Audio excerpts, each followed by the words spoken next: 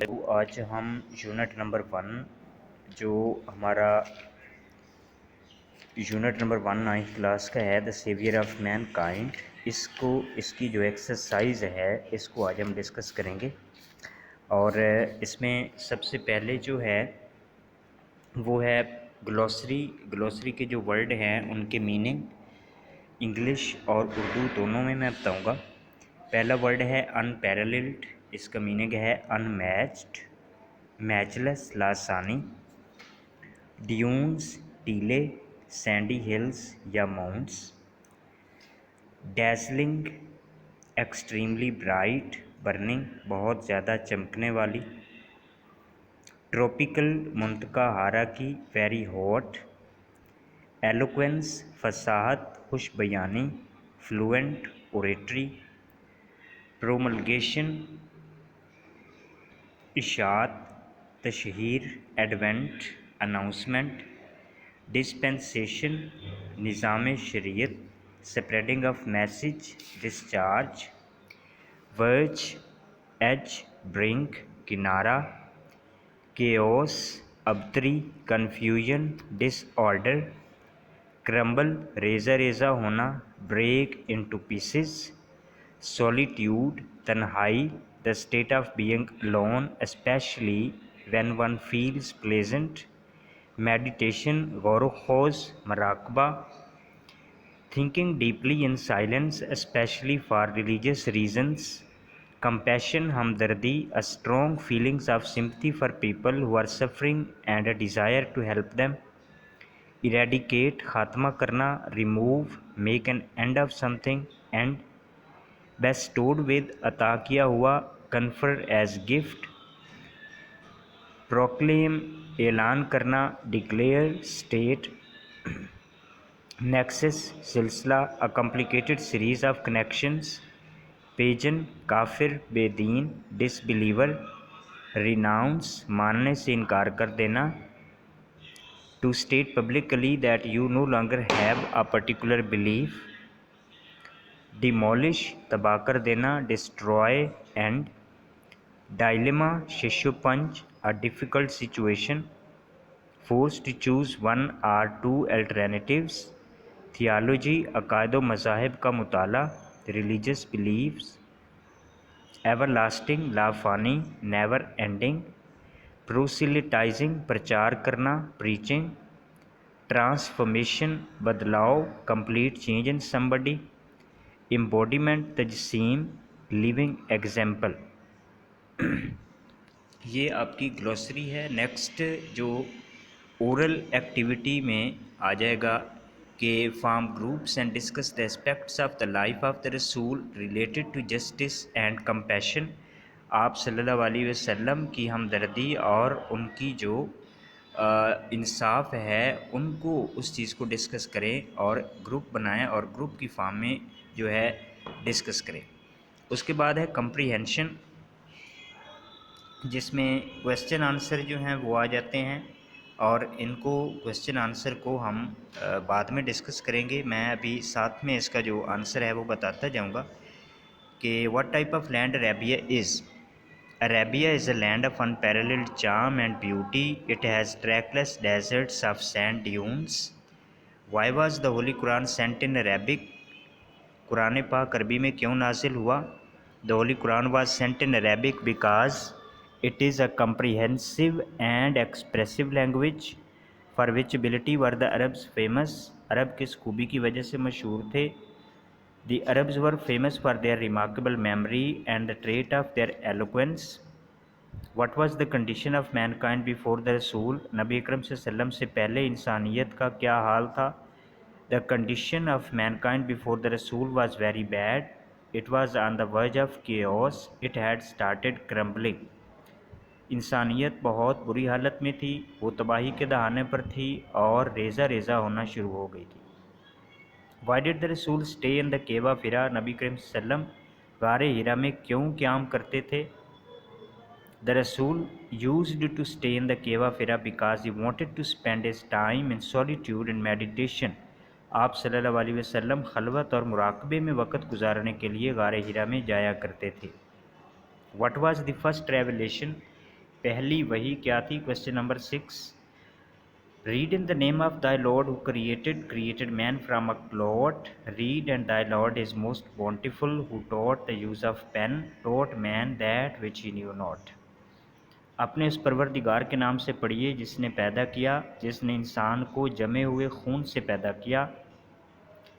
पढ़िए, और आपका रब बहुत रहीम करीम है, या आप सल्लम के रब की ज़ात अक़दस इंतहाई करीम है, जिस ज़ात ने कलम का इस्तेमाल सिखाया और आदमी को वो कुछ सिखाया जिसका उसे इल्म नहीं था। Why did pagan Arab threaten the रसूल्स अंकल? कुफार अरब ने आप सल्लम के चचा को क्यों धमकाया? The pagan Arabs threaten the रसूल्स uncle because their dominance was in threat. कुफार अरब ने नबी करीम सल्लम के चचा को इसलिए धमकाया क्योंकि उनका गलबा ख़तरे में था। So they asked Abu Talib to restrain his nephew to preach Allah almighty's message. लिहाजा उन्होंने अबू तालिब को कहा कि वह अपने भतीजे को अल्लाह के पैगाम की तबलीग से रोकें। आखिरी क्वेश्चन है कि व्हाट डिड हज़रत Ayesha say about the life of the रसूल? हज़रत आयशा आप सल्लम की ज़िंदगी के बारे में क्या फरमाती हैं? हज़रत Aisha said about the life of the रसूल, his morals and characters are an embodiment of the holy Quran. हज़रत आयशा रज़ी अल्लाह ताला अन्हा ने फरमाया कि रसूल अकरम सल्लल्लाहु अलैहि वसल्लम का अखलाक और किरदार मुजस्सम कुरान है। उसके बाद नेक्स्ट जो एक्सरसाइज में चीज़ शामिल है वो वोकेबलरी है। Consult thesaurus and find out the synonyms of the following words. नीचे दिए गए अल्फाज के सिनोनिम बताने हैं। पहला वर्ड है डैज़लिंग। डैज़लिंग का मीनिंग होता है खीरा कुन, चमकने वाली, बहुत ज़्यादा चमकने वाली। Blazing, sparkling, bright. आप 3 सिनोनिम मैंने बताए हैं, ब्लेजिंग, स्पार्कलिंग, ब्राइट। इमेजिनेशन का मीनिंग होता है तसव्वुर, vision, imaginative power, mental imagery. Vision, imaginative power, mental imagery. Remarkable गैर मामूली, unusual, exceptional, extraordinary. Composed पुरस्कून, काम, सीरीन, ट्रैंक्विल। और कंपोज्ड का मीनिंग लिखा हुआ भी होता है प्रिजर्वेशन, तहफ़्फ़ुज़, प्रोटेक्शन, कंजर्वेशन, सेविंग। बेस्टोड, अता किया, presented, conferred, granted, given. Message, पैगाम, communication, report, memorandum, word. Superstition, तोहम परस्ती, false notion, false belief. Abandon, तर्क कर देना, desert, give up, resign, renounce, yield. Next है match column A with B to find the meanings of the words. अल्फाज के meaning मालूम करने के लिए कॉलम ए को कॉलम बी से मैच करें। अब इसमें जो आथर सबसे पहले जो है वर्ड है वो है चाम, CHARM, चाम। और चाम का जो सही इसकी जो ग्रुप आप ग्रुप बी में कॉलम बी में जिसको आप इसको मैच करेंगे तो आप करेंगे अट्रैक्शन। चाम का जो मीनिंग है वो अट्रैक्शन होगा और आप इसको अट्रैक्शन से मिलाएंगे, यानी ये चाम है तो यहाँ पर आ जाएगा अट्रैक्शन। उसके बाद नेक्स्ट दूसरा वर्ड है कंपोज। कंपोज का है राइट, कंपोज का राइट। उसके बाद नेक्स्ट सिविलाइजेशन। सिविलाइजेशन का है कल्चर, सिविलाइजेशन का कल्चर। उसके बाद नेक्स्ट फेथ। फेथ का मीनिंग है अकीदा यानी कि बिलीफ। फेथ को आप बिलीफ के साथ मैच करेंगे। उसके बाद नेक्स्ट इरेडिकेट। इरेडिकेट का मीनिंग है ख़ात्मा करना, एलिमिनेट। Eradicate, eliminate. नेक्स्ट जो वर्ड है वो है एलोक्वेंट। एलोक्वेंट का है फ्लुएंट, एलोक्वेंट का फ्लुएंट। उसके बाद बेस्टोड विद का मीनिंग है अता करना, तो इसका है to confer as a gift, ये to confer as a gift, ये बेस्टोड विद का to confer as a gift. Demolish का है डिस्ट्रॉय। उसके बाद है प्रोसिलिटाइजिंग का है प्रीचिंग। उसके बाद एवरलास्टिंग नेवर एंडिंग। इम्बॉडीमेंट का मीनिंग है नमूना, तो इसको आप मैच करेंगे इम्बॉडीमेंट नमूना, लिविंग एग्जाम्पल। उसके बाद केओस कन्फ्यूजन, जो केओस है उसको आप कन्फ्यूजन से मैच कर देंगे। उसके बाद वंडर का है सरप्राइज, ठीक है। डिग्निटी का है प्राइड, ठीक है। तो ये आपका जो कॉलम है इस तरह से ये मैच हो जाएगा। उसके बाद next, use the following words in sentences. नीचे जो लफ्ज़ दिए गए हैं इनके फ़िक्रात बनाने हैं। पहला वर्ड है सेंचुरी। सेंचुरी का मीनिंग है सदी। Make the sentences of the following words. तो पहला वर्ड है सेंचुरी का मीनिंग सदी। The Muslim ruled over India for 8 centuries. मुसलमानों ने 8 सदियों तक इंडिया पर या बरसगीर पर हुकूमत की। कॉन्क्वेस्ट फ़तह। Islam spread rapidly after the conquest of Mecca की फ़तह के बाद इस्लाम तेज़ी से फैला। इन्फ्लुएंशियल पुरअसर Quaid-e-Azam Mohammad Ali Jinnah had of an influential personality. Quaid-e-Azam बहुत पुरअसर शख्सियत रखने वाले थे। डिटर्मिनेशन आज़म, इरादा, पुख्ता तहैया, पुख्ता इरादा। His determination made him succeed. उसके पुख्ता अज़म ने उसको कामयाब किया। His determination made him succeed. Delegation वफ्द। Our country sent an industrial delegation to Germany. Our country sent an industrial delegation to Germany. हमारे मुल्क ने एक सनती वफ्द को जर्मनी भेजा।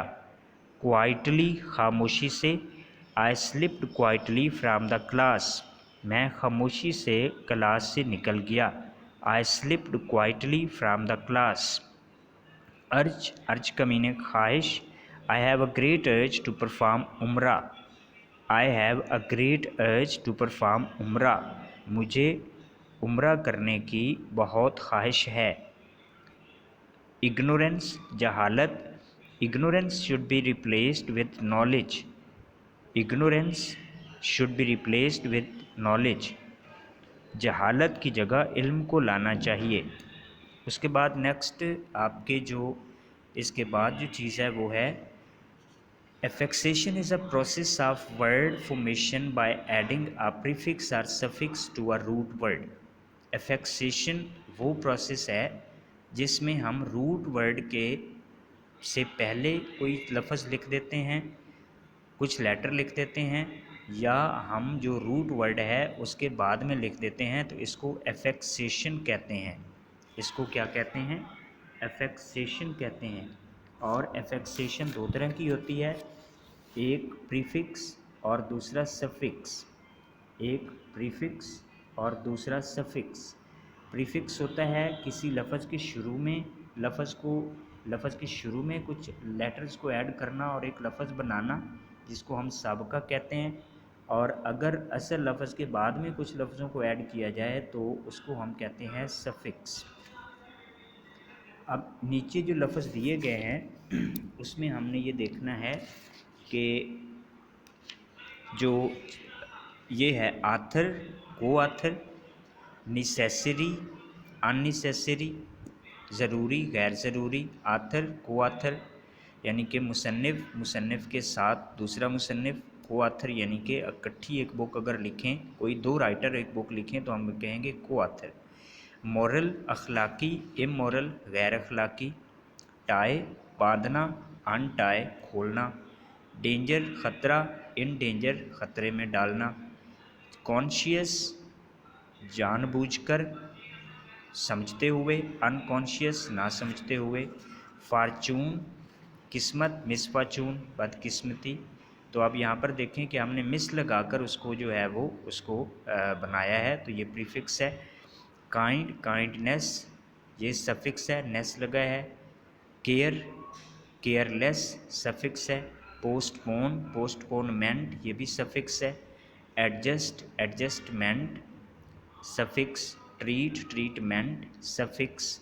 Meaning, meaningful, suffix. Hard, hardship, suffix. Friend, friendship. Fond, fondness, happy, happiness. और comfort, comfortable. Next है add appropriate prefix or suffix to the following root words to make other words. जो लफ्ज़ दिए गए हैं इनके साथ आप ये रूट वर्ड्स हैं और इनके साथ आप जो है वो लफ्ज़ लगाएं। One, oneness.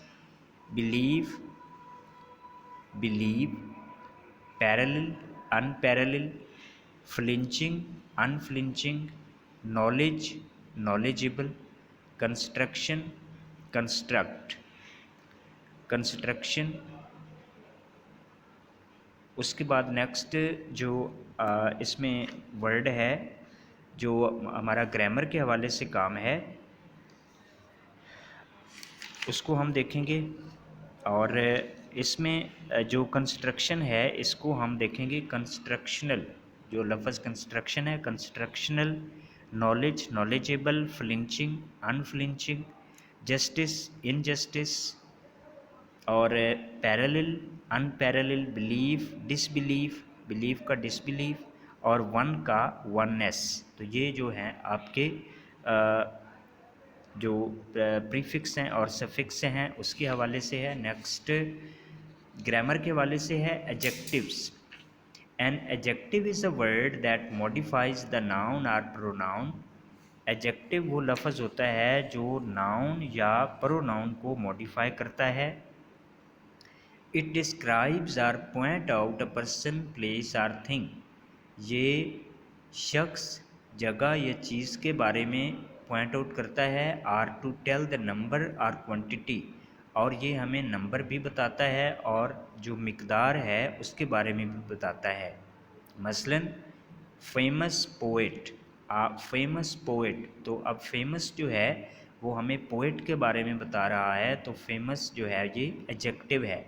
Choose the correct adjectives. अब नीचे जो ब्लैंक दी गई हैं इनमें आपने जो सही एडजेक्टिव है उसको लगाना है। Ashfaq Ahmad was a dash writer. Ashfaq Ahmad was a famous writer. तो इसमें जो ऑप्शन बी है वो आ जाएगा फेमस। उसके बाद this is a very seminar, this is very informative seminar. इसमें ऑप्शन सी आ जाएगा। My mother becomes anxious if I get home late. मेरी माँ बेताब हो जाती है अगर मैं घर लेट जाऊँ, तो इसमें एंक्शियस आ जाएगा। It is advisable to get the correct information from the university office. इसमें ए ऑप्शन आ जाएगा एडविजिबल। उसके बाद है who is for this chaos, who is responsible for this chaos. इसमें ऑप्शन बी आ जाएगा, who is responsible for this chaos.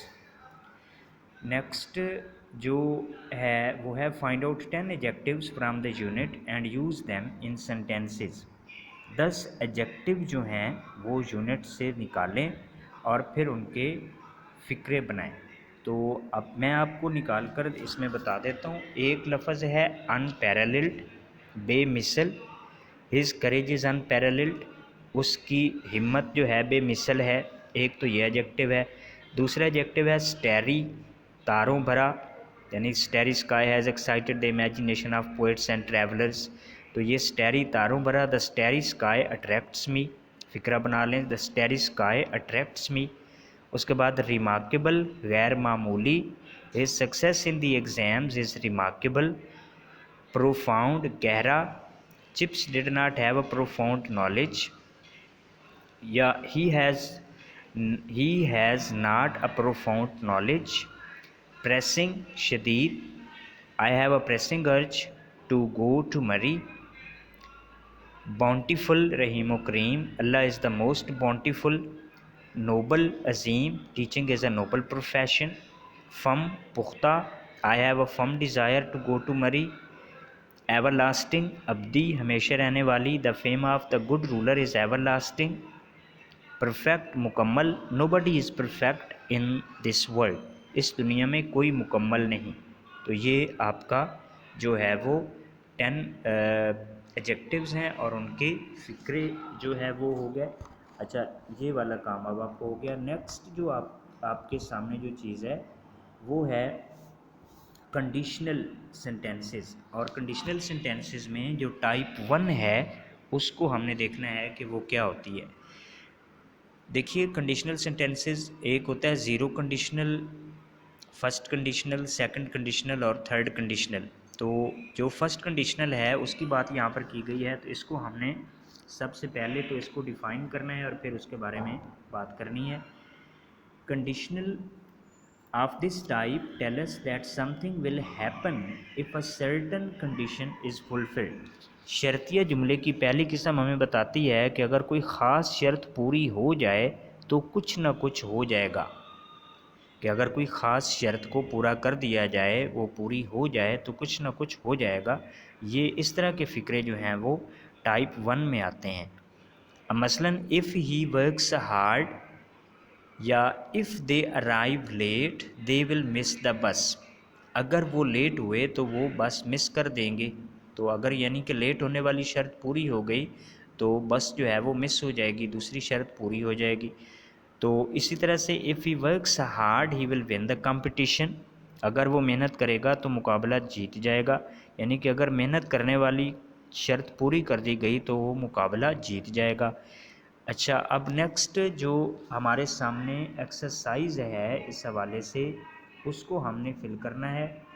ये वाली जो एक्सरसाइज है इसमें सबसे पहले if I see Aslam I will him to dinner tomorrow, if I see Aslam I will invite him to dinner tomorrow.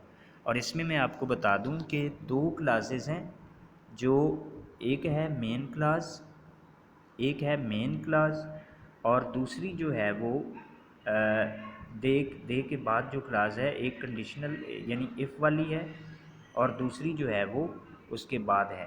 तो ये जो मेन क्लास है इसमें क्या आएगा, इसमें ये प्रेजेंट इंडेफिनिट में होगी और कॉमा के बाद वाली जो क्लास होगी वो फ्यूचर इंडेफिनिट में होगी। तो प्रेजेंट इंडेफिनिट और फ्यूचर इंडेफिनिट। अब आप नीचे जितने भी फ़िक्रे देखेंगे उसमें इसी तरह से चलेगा कि या तो पहली इफ़ वाली क्लास जो है वो फ्यूचर इंडेफिनिट में होगी और दूसरी प्रेजेंट इंडेफिनिट में होगी और दूसरी फ्यूचर इंडेफिनिट में, या पहली क्लास जो है वो फ्यूचर इंडेफिनिट में और दूसरी प्रेजेंट इंडेफिनिट में। अब मसलन if I see Aslam I will invite him to dinner tomorrow, अगर मैं असलम को देखूंगा तो अगर मैं असलम से मिलूंगा तो मैं उसे डिनर के लिए कल इनवाइट करूंगा। तो इसमें इनवाइट आ जाएगा। उसके बाद if I dash go out I turn off the TV, if I dash go out I turn off the TV, if I go out I turn off the TV, तो इसमें गो आ जाएगा। उसके बाद नेक्स्ट है if you dash tricks on people they will not trust you again, अगर आप लोगों के साथ मजाक करते रहोगे या उनके साथ अच्छे तरीके से पेश नहीं या उनको धोखा देते रहोगे तो वो आप पर ट्रस्ट नहीं करेंगे। तो if you play tricks on people, play tricks का मीनिंग होता है धोखा देना। If the farmer all his kiwi fruit in the market, he will be very pleased. If the farmer sells all his kiwi fruit in the market, he will be pleased. तो इसमें sell जो है उसके साथ हम s का इजाफा कर देंगे, sells आ जाएगा। I'll you with your homework if I can. I'll help you with your homework if I can. मैं होमवर्क में आपकी मदद करूँगा अगर मैं कर सका। I'll you ride my bike if you like. I'll allow you ride my bike if you like.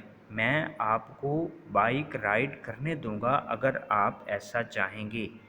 Will you this basket to Auntie Sophie if you see her. Will you pass this basket to aunty Sophie if you see her, अगर आप aunty SoFi को मिलोगे तो उसको ये basket pass कर दोगे। If we dash we will catch the bus, if we go we will catch the bus. उसके बाद है will you dash me if you are going to be late, will you inform me if you are going to be late, आप मुझे inform करोगे अगर आप late हो गया तो। If he works hard he will win the competition, अगर वो मेहनत करेगा तो वो कंपटीशन जीत जाएगा, तो विल के बाद विन आ जाएगा। तो ये वाले जो लफ्ज़ हैं इनको आपने ये जो की मदद से आपने ये ब्लैंक को फिल करना है, जो मैंने आपके सामने कर दिया। Next, put the suitable verbs in the given blanks, जो ब्लैंक्स दी गई हैं उनमें आपने मुनासिब लफ्ज़ को लगाना है। I dash living in this house since 1970, तो इसमें हैज़ बीन आएगा, हैव बीन आएगा, वाज आएगा, ये विल भी आएगा। तो इसमें हैव बीन आएगा, I have been living in this house since 1970, मैं 1970 से इस घर में रह रहा हूँ। उसके बाद he dash here yesterday, he dash here yesterday, वो कल यहाँ आया। तो चूँकि बात माजी की हो रही है तो ही केम हेयर येस्टरडे हम सेकंड फॉर्म लगाएंगे, इसको हम पास्ट इंडेफिनिट में ले जाएंगे। तो he came here yesterday. If you dash I shall be available, if you come I shall be available. अब ये कौन सा है, ये जो है ये फर्स्ट कंडीशनल है कि अगर आप आओगे तो मैं मौजूद हूँगा। He dash take the examination next year, he will take the examination next year, वो अगले साल इम्तिहान देगा। तो इसमें जो है विल आ जाएगा। उसके बाद है he to us tomorrow, he will come to us tomorrow, तो इसमें जो है वो विल कम आ जाएगा। इस तरह से ये आपके जो फिल इन द ब्लैंक्स हैं ये मुकम्मल हो जाएंगे। और नेक्स्ट राइटिंग स्किल्स हैं कि summarise paragraph 2 of the unit in 3 to 4 sentences. जो यूनिट नंबर आपका 3 है, यूनिट नंबर पैराग्राफ नंबर 2 है, उसको उसके 2 से 3 से 4 फ़िक्रे बनाएं, उसको समराइज़ करें। तो The Arabs had a remarkable memory and eloquence that depicted in their poetry. पहला फ़िक्रा, Hammad told Caliph Walid bin Yazid that he could recite 100 long poems for each alphabet without including short pieces, and all of that composed by poets before the advent of Islam. दूसरा फ़िक्रा। और तीसरा, Allah Almighty chose this language for his final message. ये तीसरा फ़िक्रा। तो इस तरह आपका जो पैराग्राफ नंबर 2 है, ये जो आपका पैराग्राफ नंबर 2 है ये इस तरह से 3 फ़िक्रों में समराइज़ हो जाएगा। ये जो आपका पैराग्राफ नंबर 2 है इतना बड़ा, इसके 3 फ़िक्रे जो अभी मैंने बोले हैं उसमें ये समराइज़ हो जाएगा। उसके बाद नेक्स्ट जो एक्सरसाइज में जो चीज़ शामिल है वो क्या है कि राइट एन ऐसे on the kindness of the रसूल सल्लल्लाहु अलैहि वसल्लम। एक ऐसे लिखें जिसमें ये बताएं कि आप सल्लल्लाहु अलैहि वसल्लम की जो काइंडनेस है उसके बारे में बात करें। तो ये आप करेंगे एक ऐसे 170 से 200 तक अल्फाज का। उसके बाद ओरल कम्युनिकेशन स्किल्स में जो है वो अब ओरल कम्युनिकेशन स्किल की बात होगी, बोलचाल की जो महारतें हैं उसके लिए। तो इस तरह से आपकी ये जो एक्सरसाइज है ये कंप्लीट हो जाएगी। Thank you very much for giving me your time.